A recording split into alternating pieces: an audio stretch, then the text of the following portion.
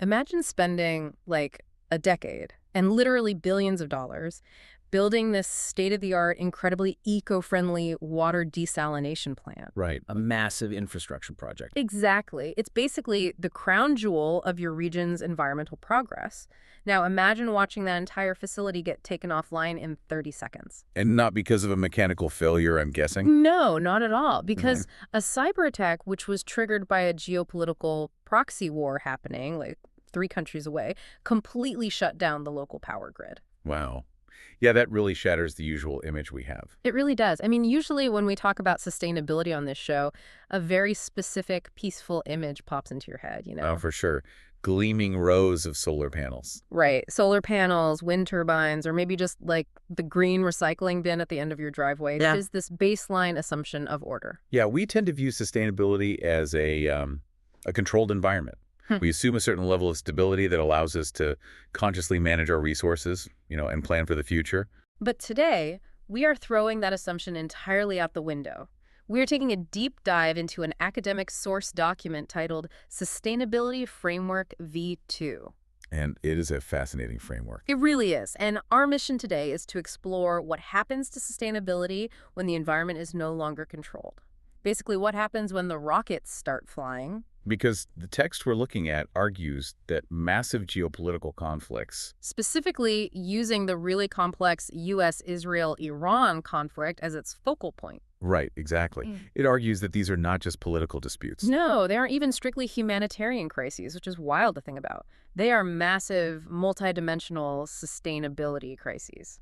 Okay, let's unpack this. We definitely need to set the stage first. Yeah, before we get into the conflict itself, we really need to define our terms. If we aren't just talking about recycling bins, what does sustainability actually mean in this context? Well, to understand the framework this paper uses, we have to look past basic environmentalism. We have to go back to a standard set by the Brundtland Commission in 1987. 1987, okay. What was their definition? They define sustainability as development that meets the needs of the present without compromising the ability of future generations to meet their own needs. Okay, so it's long-term survival strategy, basically. Exactly. And it's built on 3 interconnected pillars. You've got economic viability, social equity, and environmental protection. And the United Nations uses those exact pillars as the foundation for their sustainable development goals, right? Yes, the SDGs. Things like eradicating poverty. I think that's SDG 1, achieving zero hunger, building clean energy infrastructure. Those are the benchmarks for human progress. They are. But the central thesis of our source material is that armed conflict doesn't just put a temporary pause on hitting those goals. It's not just a freeze frame. No, not at all. The text argues that conflict is an active dismantling of those pillars. It aggressively reverses sustainability. Which really forces us to look at the mechanics of warfare differently, right? Because a lot of traditional analysis treats conflict as a straightforward equation. Yeah, Nation A attacks Nation B and infrastructure gets damaged. Very linear. Right. But the source text rejects that linear thinking entirely. It employs what it calls a systems theory approach. Which means we have to view something like the U.S.-Israel-Iran conflict as a complex adaptive system. Okay, I'm trying to wrap my head around that phrase, complex adaptive system. Are we saying that geopolitics is basically a massive, tightly wound mechanical clock, and if you smash one tiny gear in the corner, the hands on the clock face just completely fly off? That's a great way to visualize it, yeah. In a complex adaptive system, every single component is wired to every other component. So it's all connected. Deeply connected. An action taken by one player produces cascading, often unintended consequences across the entire network. Like hitting a single strand on a spider web, the whole network shakes. Exactly. For example, if a nation imposes a sweeping economic sanction, the impact doesn't halt at the target's border. Right, it ripples outward. It ripples out, creating volatility in global energy markets. And then that sudden market volatility can spark massive social unrest in third-party countries that have absolutely nothing to do with the original dispute. Wow. So you pluck a string over here with a sanction, and a food supply chain literally collapses 3 countries away. That's the reality of a complex adaptive system. So how do military strategists actually view this web? Like when they plan an operation, they must be factoring in these systemic shockwaves, right? Oh, they absolutely do. And there's a specific term for it in defense circles. The source text points out that the U.S. Department of Defense refers to conflict as a threat multiplier. A threat multiplier. Okay, where does that come from? The concept actually dates back to a 2007 report by the CNA Corporation. Okay. The underlying logic is that security risks do not exist in a vacuum. A conflict doesn't just create new So problems. it makes the old ones worse. Exactly. It acts like a magnifying glass focusing sunlight onto a pile of dry leaves. It takes all the pre-existing stresses in a region, whether that's water scarcity, a fragile economy, or, underlying food insecurity. And it multiplies those vulnerabilities exponentially. Yes, it pushes an already strained system completely past its breaking point. That makes total sense. We can see how this damage spreads across the system, multiplying and cascading. But as I was reading through the source material, the question I kept coming back to was why this creates such an inescapable, vicious cycle. It's a very difficult cycle to break. Yeah, why is it so incredibly difficult to hit the brakes once the system starts collapsing? Well, the paper answers that by introducing the conflict sustainability nexus. Okay, the nexus. Yeah, it's a concept drawing on the work of Thomas Homer Dixon from 1999. The nexus reveals this tragic paradox. What's the paradox? Very often, severe resource scarcity is the initial trigger that sparks a conflict. Like fighting over a water source or arable land. Exactly. But once the conflict begins, it turns around and actively destroys the exact resources and the exact institutions that were needed to fix the original scarcity in the first place. Wait, so we're saying that by trying to secure their own borders or interests, nations are accidentally destroying the foundation that allows them to survive long term? Basically, yes. That feels incredibly counterproductive. It's like trying to fix a leaky pipe in your basement by ripping out the concrete foundation of your house to use as a plug. That's a vivid analogy, but it's accurate. You might temporarily stop the leak, but the entire house is going to collapse on top of you. Right. And what's fascinating here is how systematically this destruction occurs in the real world. The text highlights that modern warfare actively targets the foundations of a functioning society. Like what specifically? Well, we see military campaigns deliberately designed to take out energy grids. We see economic sanctions aimed at crippling financial systems, which we can get into the mechanics of shortly. Yeah, we definitely will. But the end result is the dismantling of civilian supply chains. And from a policy standpoint, the moment a nation goes into conflict mode, its entire budget is rewritten. Oh, right. The funding shifts. Drastically. Massive amounts of public investment are immediately diverted away from long-term projects like climate adaptation or agricultural development. And poured directly into security and defense. Yeah. The money meant to fix the water shortage is suddenly buying interceptor missiles. Precisely. So to make this abstract idea of systems and nexuses much more concrete, the source document actually maps out the specific mechanics of this damage. It does. It breaks the process down into 4 distinct transmission channels of unsustainability. And rather than just listing them, let's really look at how one triggers the other, because this is where the scale of the disruption becomes undeniable. It's a domino effect. Exactly. And the starting point for a lot of this systemic shock is the economic channel. Yeah, and the economic transmission channel is far more complex than just a temporary dip in a country's GDP. So what does it actually look like? The text specifically points to severe disruptions in global energy markets and critical shipping lanes. It uses the Strait of Hormuz as a prime example. Right, a massive choke point for global oil. Exactly. When a conflict threatens a major transit choke point like that, it sends an immediate shockwave through global supply chains. Insurance premiums for commercial shipping absolutely skyrocket. Or coverage is just pulled entirely, right? Yeah, insurers just say it's too risky. And that drastically increases the cost of moving any goods, especially fuel. And because fuel is required to transport literally everything else, you trigger worldwide inflation dynamics. Yep. Currency stability evaporates in vulnerable nations, and foreign investment just completely dries up. No one wants to invest in a war zone. So the global economy takes a hit. But an economy isn't an isolated thing. You can't separate the spreadsheet from the people. No, you really can't. When the cost of importing basic goods triples because of those shipping disruptions, you instantly trigger the second layer of this crisis, the social channel. This is the human cost of the framework. The social channel is where we see the breakdown of fundamental human security. As economic pressures mount and violence escalates, the immediate result is the mass displacement of populations. People are just forced to flee their homes. Right, which leads to the severe overcrowding of neighboring regions. And this sudden influx completely overwhelms local public health systems and disrupts education networks. And the text makes a critical point about food and nutrition insecurity here. I think there's a tendency to assume that hunger in a conflict zone is fully because farms were bombed. It's rarely just that simple. Right. The source material links it back to those economic sanctions we discussed. Can you explain the mechanism there? Like, how does a financial sanction actually cause a food shortage? It comes down to the plumbing of international trade. If you heavily sanction a country's banking system, local agricultural importers suddenly cannot process letters of credit to buy grain on the international market. Oh, wow. So they literally can't pay for it. Exactly.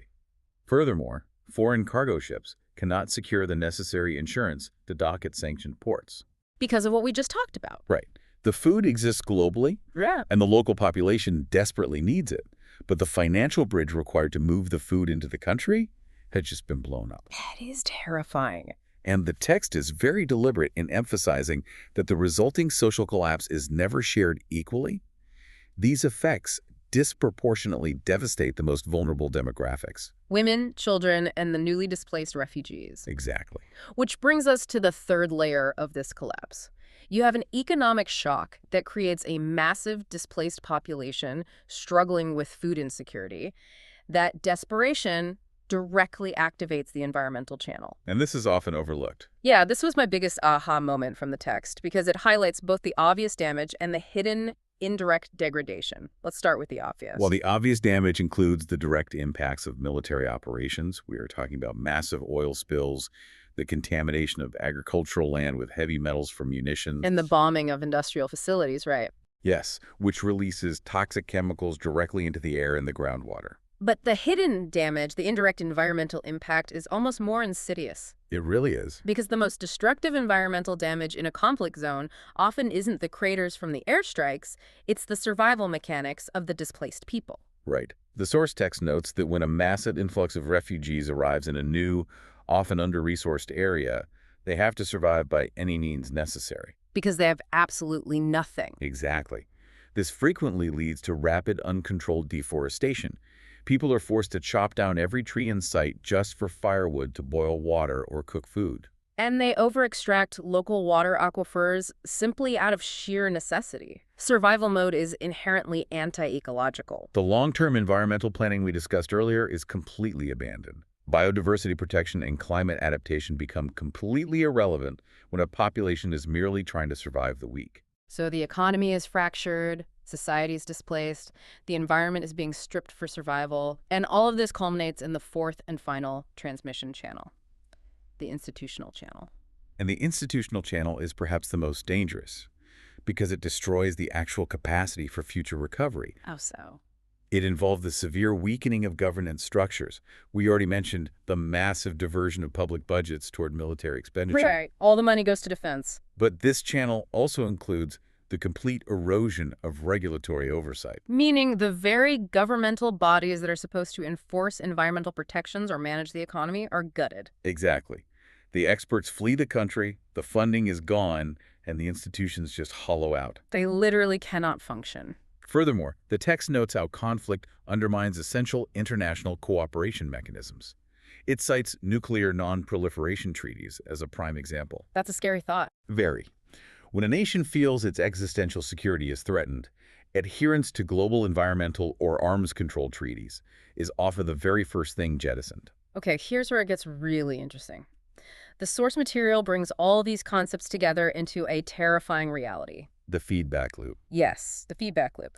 These four channels, economic, social, environmental, and institutional, they do not operate in silos. They interact and they feed on each other to create a self-sustaining cycle. They do. Let's walk the listener through the specific chain reaction the paper outlines to illustrate this systems theory in action. Sure. So the loop often begins with the economic shock we discussed, say a massive spike in fuel prices due to a maritime conflict. Okay, that makes sense. That economic pressure trickles down and triggers widespread social unrest. People cannot afford basic necessities, so they take to the streets. So the social channel is activated. Right. And that massive social upheaval inevitably leads to severe political instability, which activates the institutional channel. The government is weakened, deeply distracted by internal security, or potentially even overthrown. Exactly. And because those institutions are now weak or collapsing, They have absolutely no capacity to respond when an environmental crisis hits, So if a severe drought occurs, or an oil spill contaminates a major water source. the institutional machinery required to manage that disaster simply does not exist. The environmental channel runs rampant because the institutional channel failed. And then the drought leads to famine, which causes another massive economic shock, and the entire cycle starts over again, but this time with even fewer resources. If we connect this to the bigger picture, you begin to see why the authors argue that conflict makes recovery almost impossible without profound outside intervention. The state loses the capacity to heal itself. Exactly. The very tools, resources, and institutions required for recovery have been systematically dismantled by the initial shockwaves. It completely changes how you view global events. Now that we have a firm grasp of the theoretical framework and these 4 transmission channels, let's look at how the source text applies it to a specific real-world case study. The U.S.-Israel-Iran conflict. Yes, and I want to be incredibly clear with you listening. Our goal here is to look at this strictly through the analytical, academic lens provided by our source document. We are just mapping the framework. Exactly. We are tracing the mechanisms of sustainability and systems theory, maintaining strict neutrality regarding the politics or ideologies of the actors involved. That objective lens is essential because the true value of this framework lies in mapping the system itself. Right. When the text applies this model to the U.S.-Israel-Iran conflict, it demonstrates that protracted hostility generates systemic effects that reach far beyond the borders of the primary actors. The paper explicitly categorizes this as a highly complex, systemic, and multidimensional confrontation. It is not a conventional bilateral dispute where 2 armies just meet on a battlefield. Far from it. It involves an extensive network of proxy groups spread across multiple nations. The text specifically lists Lebanon, Syria, Iraq, Yemen, and Gaza as areas entangled in this broader systemic web. And the methods of confrontation are just as varied as the geography. What kind of tactics are they using? The paper outlines direct and indirect military tactics, which include traditional airstrikes and naval engagements. The standard stuff. Right. But it also heavily features modern asymmetric warfare, such as crippling cyber attacks on critical infrastructure. Like the desalination plant example we started with. Exactly. Alongside the military dimension, there's the aggressive weaponization of the economic channel. The sanctions. The text points to extensive, sweeping economic sanctions that specifically target energy exports, national financial systems, and key industrial sectors. Every single one of these actions, whether it's a cyber attack taking a power grid offline, a naval skirmish in a shipping lane, or a new round of financial sanctions, it sends a fresh shockwave through the 4 sustainability channels. It does. And the text poses a very stark reality about the global stakes involved. So why does this specific conflict matter to you, even if you live thousands of miles away? The text spells out the global vulnerability clearly. It does. The recurrent threat of disruption to global energy supplies through the Strait of Hormuz affects the economic stability of the entire planet. An incident there literally dictates the price of goods in your local grocery store. It's all connected. But even more critically, the paper highlights the overarching risk of nuclear escalation. And nuclear escalation would be the ultimate threat multiplier. The ultimate game over for sustainability. Right. The consequences would be an unprecedented, potentially irreversible catastrophe across all 4 sustainability channels. The long-term environmental radiation, the total collapse of regional economies. And the generational social devastation. None of that respects national borders. The convergence of all these different dimensions. The sprawling proxy networks, the asymmetric cyber tactics, the devastating economic sanctions, the naval threats, and the shadow of nuclear risks. It creates what the text calls a compounded crisis. A compounded crisis, yes. It is a masterclass in how a geopolitical dispute functions as a massive, incredibly efficient engine of unsustainability. It really validates the central argument of the paper perfectly.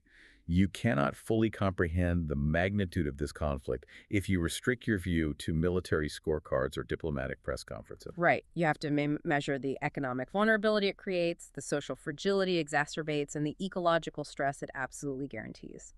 So what does this all mean for us? When we take a step back from the granular details of the sanctions and the systems theory, what is the core takeaway from this deep dive? The inescapable conclusion is that armed conflict is the ultimate adversary of sustainable development. They just can't coexist. No.